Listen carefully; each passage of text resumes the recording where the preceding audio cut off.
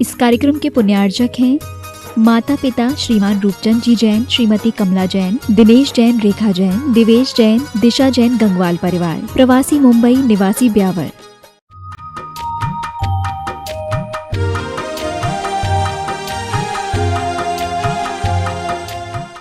क्षमा धर्म के दिन प्रतिकूलता में भी हम क्षमता को, समता को कैसे धारण करें, यह सीखा। मार्दव धर्म आया और हमने सीखा कि चित्त में मृदुता कैसे लाएं, मान को कैसे गलाएं, करें मान का मर्दन। इसके सूत्र अपन सबने सीखे। आर्जव धर्म के दिन बाहर और भीतर एक हो जाएं, हमारे मन में जो है वही बाहर नजर आए और जो बाहर नजर आए वही मन में नजर आए। ये आर्जव धर्म हमें सिखाया गया और सोच धर्म ने हमको सिखाया कि भैया बाहर की सफाई पर तो बहुत ध्यान देते हो, भीतर की पवित्रता भी तो होनी चाहिए। सत्य धर्म ने हमने हित मित और प्रिय किस प्रकार से वचनों का प्रयोग कर सकते हैं, अपने जीवन में सत्य का पालन कैसे कर सकते हैं, संयम धर्म में आत्मनियंत्रण कैसे हो, किस प्रकार से ब्रेक, जैसे बिना ब्रेक की गाड़ी का कोई महत्व है नहीं है, उसी प्रकार से संयम के बिना भी इस जीवन का महत्व नहीं है। तप इच्छा निरोधस तप है। तप धर्म के दिन यह बताया गया, इच्छाओं को नियंत्रण करें तभी हम तप को अपने अंदर में अंगीकार कर सकते हैं। त्याग धर्म में यह सीखा कि जैसे बादल पानी को ग्रहण करते हैं और फिर छोड़ते हैं, समझ में आया? वृक्ष फल हमें देते हैं, नदी हमें पानी देती है और गाय घास फूस खाकर भी मीठा मीठा दूध देती है। उसी प्रकार से हम भी जैसे श्वास लेना जरूरी वैसे ही छोड़ना भी जरूरी। बस धन का अर्जन जरूरी है तो धन का त्याग भी जरूरी है। दान कितने प्रकार का होता है, दान कैसे दिया जाता है, दान किसको दिया जाता है, ये सब त्याग धर्म के दिन हमने सीखा। और कल आकिंचन्य धर्म के दिन तो और अधिक एडवांस त्याग का भी त्याग कर दिया। उस त्याग के ममत्व का भी त्याग करना आकिंचन्य कहलाता है। संसार सोट में है, काया रोट में है और जीवन भोट में है, संबंध वियोग में है, तो फिर क्या करें महाराज? बस सत्संग उपयोग में है, सत्संग उपयोग में है। बस साधु संतों की शरण में आ जाएं और उसी के माध्यम से आकिंचन्य को अपने जीवन में अंगीकार करें। ये सब गुण जब आत्मा में आ जाएंगे, क्षमा मार्दव आर्जव सोच सत्य संयम तप त्याग आकिंचन्य, ये जब आत्मा में आ जाएंगे अलग से आपको कुछ उपदेश देने की जरूरत नहीं। आपके जीवन में ब्रह्मचर्य घटित हो जाएगा और उस ब्रह्म के पास आप स्वयं आ जाएंगे। ब्रह्म यानी आत्मा, चर्य यानी उसमें आचरण करना, आत्मा में चरण, आत्मा में आचरण करना, ये है ब्रह्मचर्य। आत्मा के निकट आने का नाम ही तो ब्रह्मचर्य है। ब्रह्मचारी आत्मा के निकट आता है और ब्रह्मचारी आत्मा से दूर चला जाता है। संत कहते हैं ब्रह्मचारी मत बनो, ब्रह्मचारी बनो। अभी तो ज्यादा लोग ब्रह्मचारी ही बने हुए हैं, क्योंकि शरीर पर ध्यान देते हैं। शरीर पर नहीं, आत्मा पर ध्यान दें, तभी हम ब्रह्मचर्य को अंगीकार कर सकेंगे।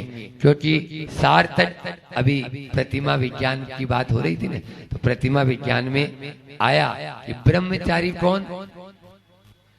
मल बीजम मल योनिम गलन मलम पूति गंधी विभत्सम पश्चन मनंग मनंगादि रमती योसे ब्रह्मचारी। वह ही ब्रह्मचारी कहलाता है जो शरीर को मल का बीज समझे, शरीर को मल योनि का द्वार मतलब मल का द्वार है, और जिसके माध्यम से हमेशा मल झरता रहे वह पूति गंदी विभत्सम, जिसको देखने से घिनौनापन आए वह ऐसा इस शरीर को समझे, माने अनंग यानी शरीर को यानी समझेगा, तभी वह ब्रह्मचारी कहलाएगा। 4 शब्द हैं आज, चर्म, मर्म, कर्म और धर्म। लिख लो। चमड़े पर तो बहुत ध्यान जाता है, लेकिन आत्मा के मर्म को किसने समझा? जब भीतर की ओर दृष्टि होगी तो मर्म पर दृष्टि होगी और बाहर के ढांचे पर दृष्टि होगी। सुन रहे हो? तो चर्म पर दृष्टि होगी, और चर्म पर जो दृष्टि रखता है उसको क्या बोलते हैं? बोलो काले। हाँ, यहाँ काले मैडम, काले साहब ज्यादा है खूब। बोलो ना, उसको चमार बोलते हैं। क्या बोलते हैं? चमार। चमार का काम क्या होता है? चर्म पर ही दृष्टि रखता है। लेकिन आज वर्तमान में यही ज्यादा हो रहा है। ऐसा कर्म करो जो मर्म पर दृष्टि ले आए और धर्म से आपको मुला दे, आपके धर्म की ओर ले जाए। बस तुलसीदास जी का वह उदाहरण आप लोगों ने सुना होगा, आज फिर से सुनाते हैं कि नई शादी विवाह हुआ और पत्नी मायके चली गई। अब पत्नी की याद सता रही है, पत्नी की याद सता रही है तो क्या करें? पत्नी से मिलना है। अब बरसात का महीना, और फिर तो और क्या कहना, समझ में आ रहा है? बरसात का महीना, अब बरसात में बारिश में कहा जाए? तो जाना है पियर। अब लेकिन बीच में नदी पड़ता है, ससुराल जाना है उसको तो अपने उसके पियर। तो बीच में नदी पड़ती है, वो चला तो नदी के अंदर में पानी की बाढ़ आ रही। अब नदी कैसे पार करें? परीक्षा की घड़ी, तभी बिजली चमकी और एक तकत जैसा बहता हुआ आया, वो उस पर बैठा और उस पार चला गया। फिर दोबारा से बिजली चमकी, उसने देखा अरे वो तकत नहीं, वो तो कोई मुर्दा था। उस मुर्दे के ऊपर वो नदी पार करके पहुंचा। अब इधर नदी पार करके जब पहुंचा तो पत्नी का जो कक्ष था उसमें से कुछ रोशनी आ रही थी। हाँ देखो, आवे हिचकी ढोला, आवे हिचकी, है ना? देखो उसको भी मालूम है उस समय तो कोई फोन, मोबाइल, टोबाइल ये कुछ नहीं चलते थे, लेकिन एक अंदर का तार तो था। वो देखा, बोला देखो लाइट जल रही, इसका मतलब अभी जागे हुए है, उसको भी मालूम है कि मैं आने वाला हूँ। अब देखा, लेकिन दरवाजे से पहुंचेंगे तो लोग क्या कहेंगे, इतनी रात को आए। पीछे से खिड़की से चलते हैं, अब खिड़की पे चढ़ेंगे कैसे? लेकिन जैसे ही देखा तो एक रस्सी नुमा आकृति लटकी हुई, तो चलो इसके सहारे अपन ऊपर चढ़ जाएंगे। और वो ऊपर चढ़ के गया, और जैसे ही पत्नी देखी सो रही थी, हड़बड़ा के उठी, आप अभी? हाँ, बस ऐसा ही आपसे मिलना था, तुमसे मिलना था। और वह आए कैसे? तूने तो साड़ी लटकाई थी, हम तो उसी के सहारे आए, मैं तो उसी के सहारे। कौन साड़ी? देखा वहां पर दीपक की रोशनी में ले जाकर, तो पता चला वो सांप था, उस सांप के सहारे गया। तब उसने आप बीती सुनाई कि वहां नदी में भी पूर था और उसमें भी मैं मुर्दे के सहारे इस पार आ गया। तुलसीदास की पत्नी रत्नावती झकझोरते हुए कहती है, अस्ति चर्म मम देशम की ऐसी तूने प्रीत, अरे की होती रटनाथ से काय होत भयभीत, काय होत भयभीत। काय के लिए आप इस संसार में रुलते रहते। जितना मेरा ये अस्थि और चर्म हड्डियों और चमड़े के ऊपर आपने इस शरीर से मेरा प्रेम किया। यदि इतना प्रेम आप रघुनाथ रामचंद्र जी से करते तो आप इस संसार में नहीं रहते, संसार से पार हो जाते। अभी इस संसार में रहने की आपको नौबत नहीं आती। लेकिन आज का इंसान ऐसा ही है कि वह उस शरीर से तो इतना प्रेम कर रहा है, लेकिन उस शरीर से पार होने का मार्ग वह नहीं जान रहा है। इसलिए चर्म की ओर नहीं, मर्म की ओर देखो। आज का ये पूरा का पूरा सार यही है। आचार्यों ने स्वधार संतोष व्रत कहा। यदि आप अपनी पत्नी में संतुष्ट हैं या पति में संतुष्ट हैं तो उसका नाम क्या दिया? वो भी ब्रह्मचारी है, स्वधार संतोष व्रत। लेकिन आज की स्थिति तो ये है, भगवान महावीर स्वामी ने 2 ही मार्ग बताए। दिवेश चला गया, एक वैराग्य का मार्ग और एक विवाह का मार्ग। या तो वैराग्य को अपनाओ या विवाह, तीसरा बीच वाला कुछ नहीं। हम शादी नहीं करेंगे। आजकल के बेटा बेटी का ये कंसेप्ट माता पिता भी घुटने टेक देते हैं। क्या करें, समझ में आ रहा है? हाँ, हम विवाह नहीं करेंगे लेकिन ब्रह्मचर्य व्रत भी नहीं लेंगे, ब्रह्मचर्य व्रत भी नहीं लेंगे। ये दोनों ही स्थिति खराब हो गई ना। बोलो, वो बीच का है, ऊपर से गिरा नीचे आया नहीं और बीच में लटका है त्रिशंकु अधर में। ये आज के अधिकतर बहुतेरे इंसानों की। जब हम एक महानगर में चातुर्मास चल रहा था, तो चातुर्मास में तो हम आते नहीं थे।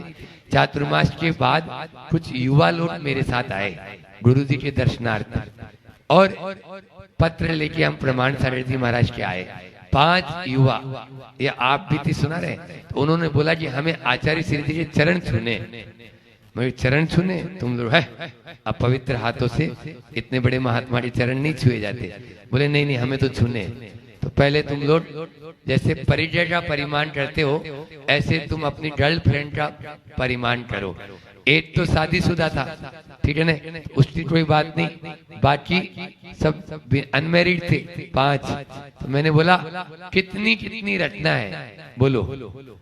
हाँ, 1 अंक प्रमाण करो पहले। 1 अंक प्रमाण जानते हो? मतलब नो गर्लफ्रेंड रहेगी तब तक 1 अंक प्रमाण है उसका। समझ में आई? ये हालत आज के इंसान की। बड़ी मुश्किल से उन लोग, हम ब्रह्मचारी थे उस समय, उनको समझाया कि भैया ये अपनी संस्कृति नहीं है, ये संस्कृति नहीं। 2-3 ने उसमें से नियम भी लिया कि हम तो आज के बाद गर्लफ्रेंड का ही त्याग करते हैं।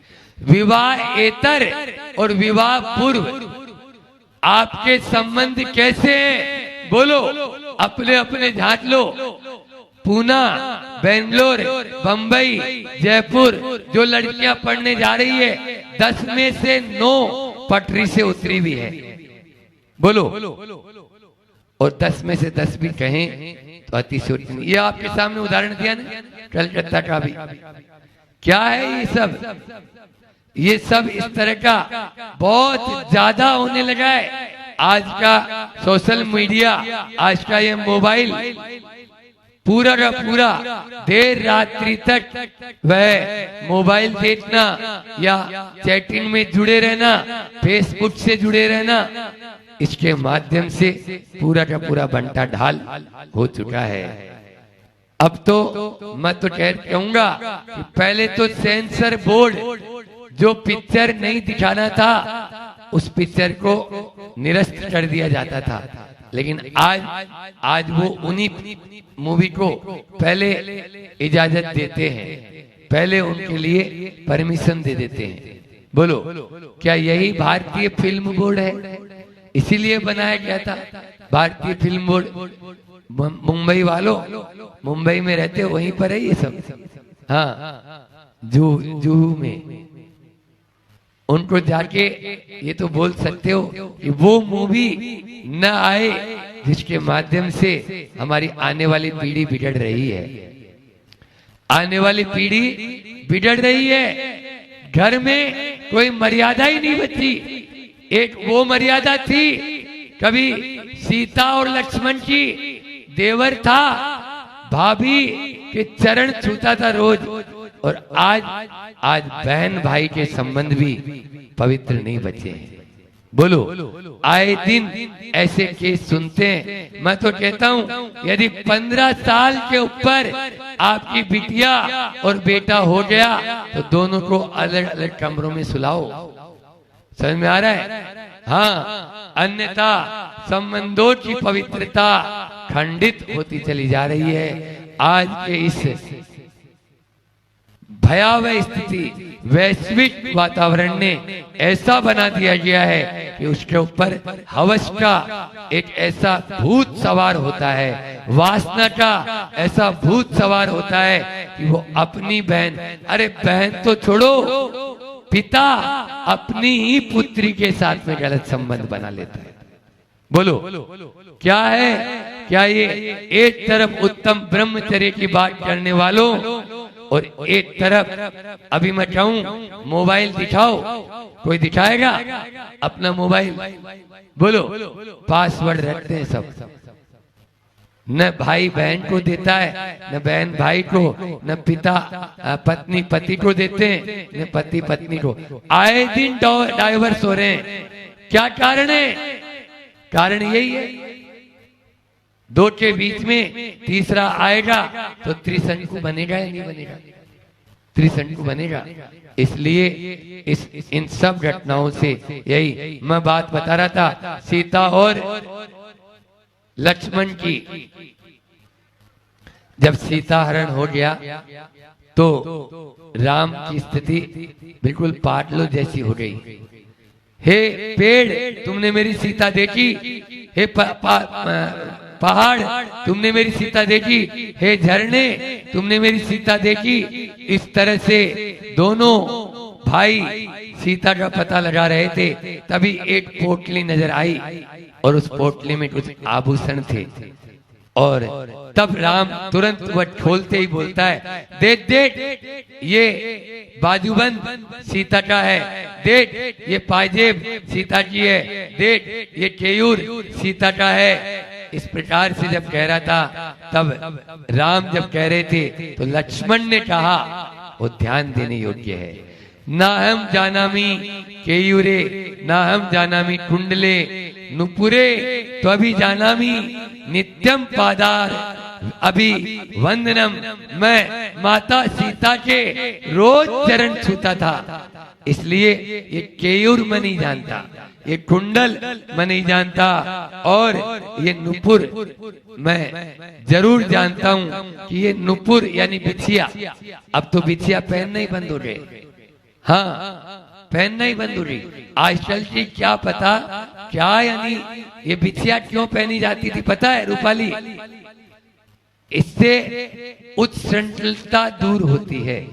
आप देखिए तो ये बिछिया एक सुहाग का प्रतीक। हाँ, बंबई वाले पहने हुए, बहुत बढ़िया, पुराने विचारधारा के तो हैं, तो अच्छा है। ये हमारी भारतीय संस्कृति, भारतीय परंपरा के आभूषण रहते थे। बिंदी क्यों लगाई जाती, कान में कुंडल क्यों पहने जाते, नाक में नथ क्यों पहनी जाती, और गले में हार क्यों पहना जाता, चूड़ियां, अब चूड़ियां भी गायब हो गई, एक एक कंगन आ गए, चूड़ियां ही चली गई। वो कांच वाली चूड़ियां, हाथों में 9 चूड़ियां कहाँ गई? बोलो, उत्तम ब्रह्मचर्य धर्म की बात कर रहे हो और चूड़ी बेच दी सबने, सब चली गई। ये संस्कृति हमारी यूं ही चली जा रही है इसके माध्यम से। तो वह लक्ष्मण कहता है कि मैं ये बिछिया जानता हूं, ये माता सीता की ही है, माता सीता की ही है। एक वो जमाना जब भाभी और देवर के पवित्र संबंध, और आज अपन देखते हैं क्यों ना हो, जब रोड के ऊपर देवर की शादी में भाभियां नाचने लगे खड़ी होकर, तो पवित्र संबंध कहां से बचेंगे? कहां से बचेंगे? नहीं बच सकते हैं। यदि अपने संबंधों को पवित्र रखना चाहते हो तो आप सबसे पहले अपनी मर्यादा में रहना शुरू करो। जो खुद मर्यादा में रहेगा वही दूसरों को मर्यादा का पालन करना सिखा सकते हैं। छोटे छोटे कथानक के माध्यम से हम अपने इस ब्रह्मचर्य, उत्तम ब्रह्मचर्य धर्म को समझें। आप अपने परिवार की कुलाचार की रक्षा करो, इसके लिए उत्तम ब्रह्मचर्य के दिन आज जो मैंने बातें बताई है वे सब बातें आपके भीतर में होनी चाहिए। इतना ही रखते हैं, समय भी काफी आगे बढ़ रहा है। बोले अहिंसा परमो धर्म की, आचार्य गुरुवर विद्यासागर जी महामुनिराज की। जिंदगी के पन्नों पर कुछ ऐसा लिखा जाए, जिंदगी के पन्नों पर कुछ ऐसा लिखा जाए जो पवित्र पुस्तक सा सुबह और शाम पढ़ा जाए, जो पवित्र पुस्तक सा जो सुबह और शाम पढ़ा जाए। पुनीत आत्माओं, मनुष्य का जीवन ऊर्जा और शक्ति का एक कोषागार है। जैसे एक राज्य के पास अपने अस्त्र शस्त्र रखने का एक कोष होता है, वो कोषागार होता है, शास्त्रागार होता है, ऐसे ही मनुष्य के पास भी अपनी ऊर्जा और शक्ति का एक कोषागार है। मनुष्य उसको बस दो ही काम में लगाता है उस ऊर्जा को। कौन से दो काम? तो बोले मनुष्य की वो ऊर्जा का उपयोग या तो सृजन करने में लगाता है या फिर विध्वंस करने में लगाता है। या तो मनुष्य ऊर्जा की उस शक्ति का सृजन को हाथ थामती है या वह ऊर्जा सत्वी विध्वंस का हाथ थामती है। मनुष्य की ऊर्जा सृजन में अगर लग जाती है तो फिर धरती पर ऐसे महान लोग जन्म लेते हैं। महात्मा गांधी जैसे समाज सेवी होते हैं, मुंशी प्रेमचंद्र और मैथिली शरण जैसे कवि महान कवि होते हैं, तो आइंस्टीन जैसे वैज्ञानिक होते हैं, तो पिकासो जैसे महान चित्रकार होते हैं। और वो मनुष्य की ऊर्जा अगर विध्वंस की ओर हाथ थाम लेती है तो हिटलर, गोडसे, सद्दाम हुसैन, तैमूरलंग जैसे कैसे ऐसे खौफनाक व्यक्तित्व जन्म लेते हैं। ऊर्जा और शक्ति, ऊर्जा और शक्ति या तो सृजन करती है या विध्वंस करती है। ब्रह्मचर्य की बात हैगी, और ब्रह्मचर्य परिणामों की निर्मलता का नाम है। जब परिणाम निर्मल हो जाते हैं तो समझना आपके जीवन में ब्रह्मचर्य घटित हो गया। कैसे परिणाम निर्मल होते हैं? बहुत अच्छी बात आप लोगों के बीच में मैं रख रहा हूं। ऐसी बात शायद आप लोगों ने नहीं सुनी होगी। जिनेंद्र कुमार जी अब बहुत बड़े इतिहासकार हुए, उन्होंने अपनी बात लिखी। वो बात लिखी, मैं अपनी पिता की पत्नी को मां कहता हूं, मैं अपनी पिता की पत्नी को मां कहता हूं। और सब लोग कहते हैं, सभी लोग कहते हैं, लेकिन जीवन में निर्मलता तो तब आएगी, बड़े ध्यान से सुनना, बहुत बड़ी बात जो शायद हजारों साल के इतिहास में कभी कभार कोई ऐसा उल्लेख और ऐसा लिखता होगा। उन्होंने कहा कि मैं अपने पिता की पत्नी को तो मां कहता हूं, कोई बड़ी बात नहीं। बड़ी बात तो जब हो जाएगी मेरे जीवन में जब मुझे अपने बच्चों की मां भी मां लगने लग जाए। क्या बोला? क्या बोला? जब मेरे बच्चों की मां भी मेरी मां लगने लग जाए। सोचो, परिणामों की निर्मलता का मापदंड है ये कथानक, ये बात। जब मुझे अपने बच्चों की मां भी मां लग जाए तो समझना आपके जीवन में वास्तविक रूप से ब्रह्मचर्य घटित हो गया।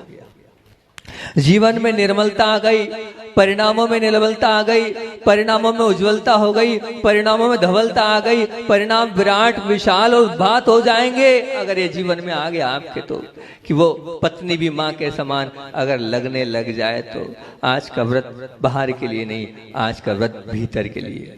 जब आत्मानुराग से भर जाते हैं तो खुद ही अपने आप वो देहाशक्ति ऊपर से उठ जाती है, बिल्कुल उठ जाती है।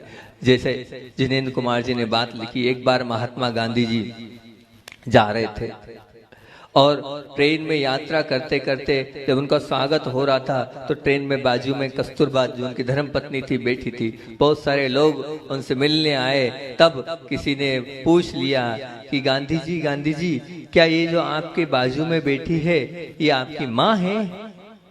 तो वहां कुछ लोगों ने जो क्या पूछता है, कुछ भी बोलता है, जो लोग जानते थे कि नहीं ये मां नहीं है, क्या है, पत्नी है। और फिर गांधी जी मुस्कुराए, नहीं वो सच बोल रहा है, ये मेरी मां ही है।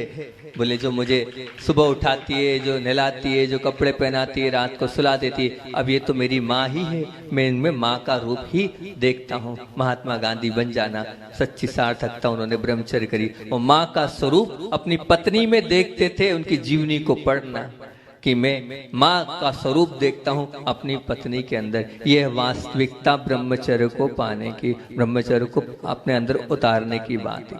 वास्तविकता में ब्रह्मचर्य को पाना है, ब्रह्मचर्य को अपने जीवन में लाना है, तो सबसे पहला तो स्वस्थ मानसिकता का होना बहुत जरूरी है। दूसरा है इंद्रिय संयम, उससे भी सबसे ज्यादा है। एक ही चीज पर गुरुदेव दृष्टि देते हैं, ब्रह्मचर्य पालना है, अपनी आंख को बचा के रखो बस। जितनी आंख बचती चली जाएगी उतना ब्रह्मचर्य से आप अपने आप पलता चला जाएगा। सबसे ज्यादा हमें संयम पालने की जरूरत है इन आंखों पर। ये आंख से ही सबसे ज्यादा पाप होता है, सबसे ज्यादा हम इसी के माध्यम से नीचे उतरते चले जाते हैं। तीसरा है कल्याण मित्र। ये विषय आज मैं नहीं खोल रहा हूँ क्योंकि इस पर बहुत सारा विषय था, लेकिन समय अपने पास कम है। ये 4 बिंदु आपको हम दे रहे हैं। स्वस्थ मानसिकता का होना, इंद्रिय संयम, उसमें भी सबसे आंख। तीसरा कल्याण मित्र। कल्याण मित्र से मतलब वो मित्र जो चारित्र रूप से निर्मल हो, जिसका स्वयं का चारित्र निर्मल नहीं हो, वो आपको कभी भी ऊंचा और अच्छा नहीं बना सकता है। और चौथा, अगर अपने जीवन में वास्तविकता में हमेशा परिणामों में निर्मलता लाना है तो सत साहित्य की संगति आप करते चलना। अगर सत साहित्य की संगति है तो आपका ब्रह्मचर्य टिका रहेगा। आपके पास जो मोबाइल है वो भी साहित्य ही है। आप दिन भर पुस्तक तो नहीं पढ़ते हैं, लेकिन उस मोबाइल को पढ़ते रहते हैं, मोबाइल को चलाते रहते हैं, वो भी आप ध्यान रखें। उसमें ऐसी कोई चीज ना पढ़ें, ऐसी कोई चीज ना देखें, ऐसी कोई चीज जिससे परिणामों में हमारे क्या है, विकल्पता आ जाए, परिणामों में हमारे क्या आ जाए, उद्वेगता आ जाए। ऐसा कोई भी ध्यान रखना नहीं रखना। क्योंकि स्वस्थ मानसिकता का एक उदाहरण दे देता हूं कि स्वस्थ मानसिकता किसको कहते हैं, कि रामायण के उस दृष्टांत पर आपको ले चलता हूँ। वहां पर जब बात आई कि सीता की परीक्षा करनी है, तो सीता की परीक्षा के समय सीता को अग्निकुंड के पास जब खड़ा किया गया था तो सीता ने क्या कहा था? सीता ने ये कहा था कि अगर मैंने पर पुरुष को पिता और भाई के अलावा अगर थोड़ी भी गलत दृष्टि से देखा होगा तो ये अग्नि क्या जलाएगी मुझे, मेरे परिणाम ही मुझे जला देंगे। ये अग्नि क्या, इस अग्नि की ताकत नहीं है कि ये अग्नि जलाए, मेरे परिणाम ही मुझे जला देंगे। और बात की बात तो आपको ध्यान ही है कैसा क्या हुआ था। इन चारों पर तो बाद में अपन कभी और अच्छे से बात कर लेंगे, क्योंकि आज समय अपना बहुत ज्यादा हो गया। लेकिन 2-3-4 बातें और रखकर अपनी बात को विराम दूंगा कि कोयल आम की डाल पर बैठे या कटीली बाड़ पर, उसकी आवाज में कोई फर्क नहीं पड़ता है। बच्चे बच्चियां बैठी है, उनके लिए विशेष बोल रहा हूं कि आम कचरे के ढेर पर उगे या बगीचे के कहीं अच्छे सुंदर स्थान में उगे, उसकी मिठास में कोई अंतर नहीं पड़ता है। गुब्बारा लाल हो या काला हो, छोटा हो या बड़ा हो, कीमती हो या सस्ता हो, कोई भी फर्क नहीं। उसके अंदर अगर हवा भरी है तो वो उस आसमान की ऊर्ध्वगमन की यात्रा करेगा, उसको कोई नहीं रोक सकता है। गुब्बारे की ये लाक्षणिकता हमारे ओर क्या ध्यान आकर्षित कर रही है? बंधुओं सुनना क्या बोल रही है ये बात। दुनिया तुम्हें जिस रूप में पहचान रही है वो तुम्हारी इज्जत है।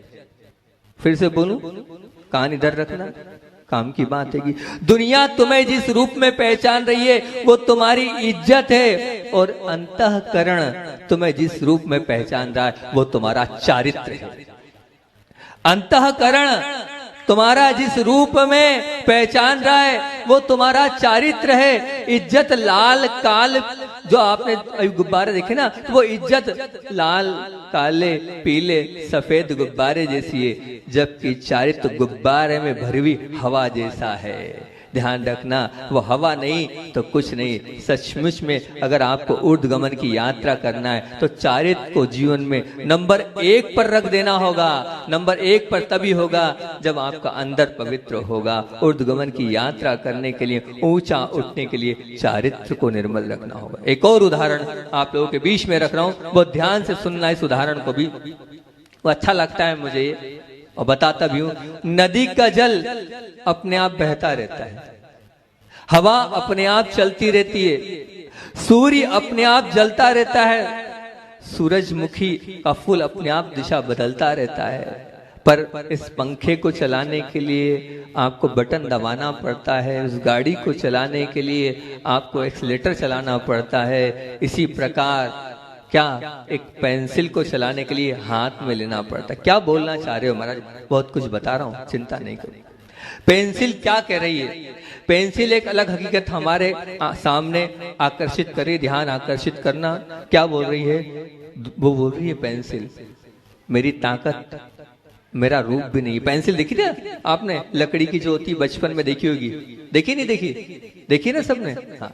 तो पेंसिल क्या बोल रही है? मेरी ताकत, मेरा रूप भी नहीं है, मेरा कद भी नहीं है, मेरा वजन भी नहीं है। मेरी ताकत, मेरा भीतर बैठा वो स्वतत्व है, वह स्वतत्व है। यदि वह सुरक्षित है तो मैं शक्तिशाली हूं, और वह यदि गायब है तो मैं अनुपयोगी हूं।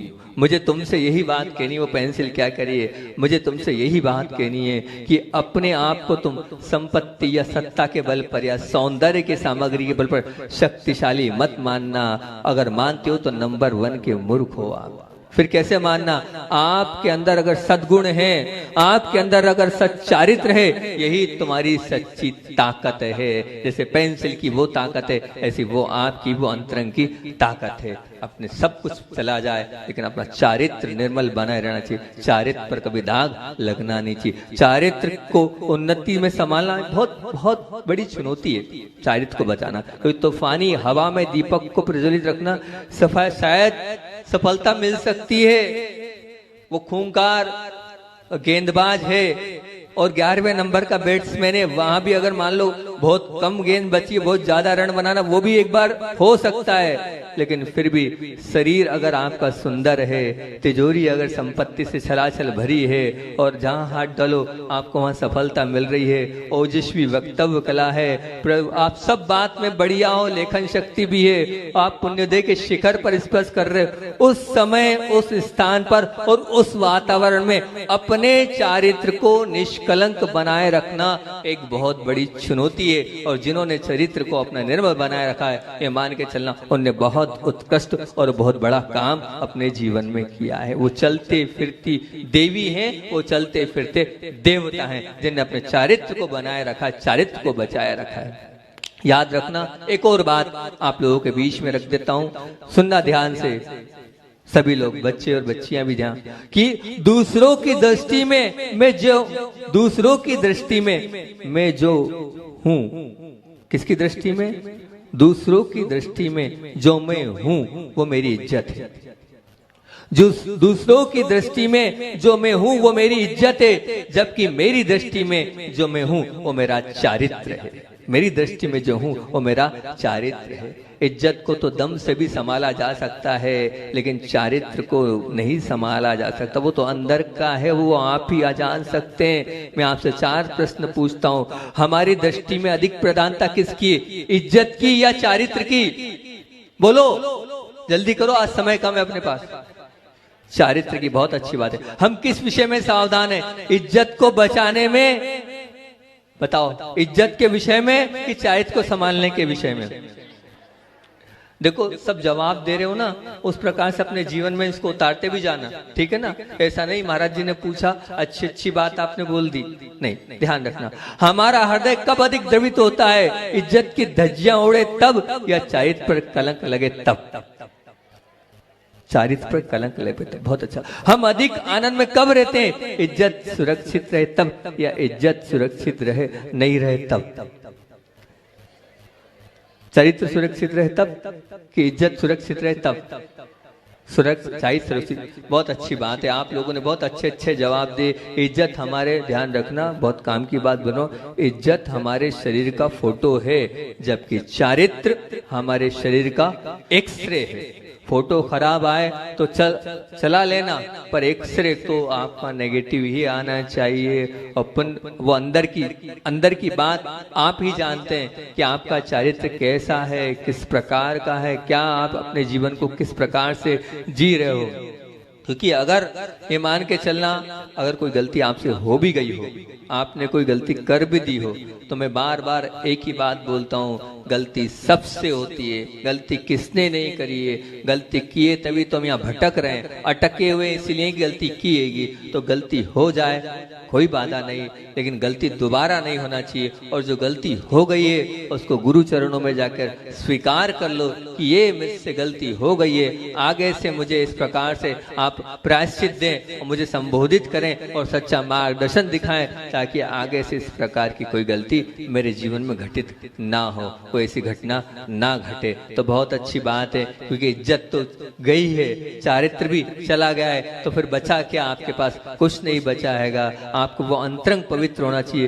पुण्य की अल्पता के कारण समाज में हमारी इज्जत होनी चाहिए, है ना, ये आपकी भावना। मैं नहीं कि मैं ये कह रहा हूं कि नहीं, इज्जत नहीं, आपका चारित्र होना चाहिए। पूरी दुनिया इज्जत के पीछे दौड़ रही है और मैं कहता हूं इज्जत को एक तरफ रख देना, इज्जत से कोई लेना देना नहीं। इज्जत बाहरी चीज है, चारित्र जो है वो अंतरंग की चीज है। आप अपने अंतरंग की अदालत में स्वयं ही अगर लघुता का अनुभव कर रहे हो, अपने अंतर की अदालत में बैठकर भी अगर आप इस प्रकार से चिंतन करना, मंथन करना, मनन करना कि मैं अपने अंतरंग में बैठकर मैंने क्या सही किया है, क्या गलत किया है। अगर गलत किया है तो उस पर निश्चित तौर से आपको सोचना चाहिए, आपको विचार करना चाहिए और इस ओर आगे बढ़ना चाहिए। क्योंकि ध्यान रखना, क्या बताएं आपको, वस्त्र नंबर 1 पर और अलंकार नंबर 2 पर यह शरीर का गौरव है। वस्त्र जरूरी है, वो वस्त्र नंबर काय पर? 1 पर और अलंकार नंबर 2 पर। ये यदि शरीर का गौरव है तो ध्यान रखना, चारित्र नंबर 1 पर और इज्जत नंबर 2 पर, ये जीवन का गौरव है।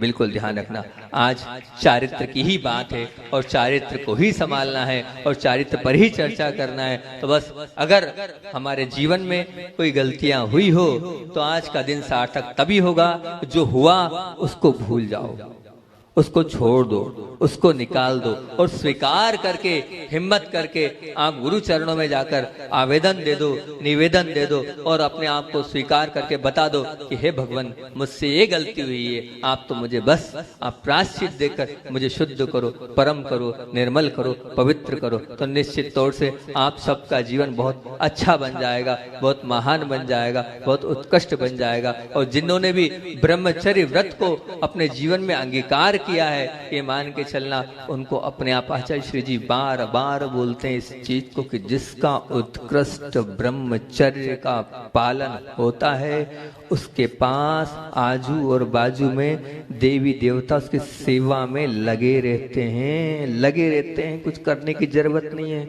बस तुम्हारा परिणामों में वो कालुषता नहीं आनी चाहिए, निर्मलता आनी चाहिए, उत्कृष्ट ब्रह्मचर्य आपका पलता चला जाएगा तो सब रास्ते अपने आप आगे के खुलते चले जाएंगे और अपने आप आपको मिलता चला जाएगा। इसलिए हम कटिबद्ध हो जाएं इस बात के लिए कि हमारा जो ब्रह्मचर्य व्रत है वो बहुत अच्छे से पले। बातें तो बहुत सारी थी, लेकिन 11:03-4 हो गया है, इतना ही अपन रखते हैं। आगे की बात और आगे कभी समय मिलेगा तो उसको देखेंगे। आज इतना ही है कि जो किया है उसको हमें स्वीकारना है और आगे नहीं करना है। यही बात है। बोलिए आचार्य भवन विद्यासागर जी महामुनि राज की।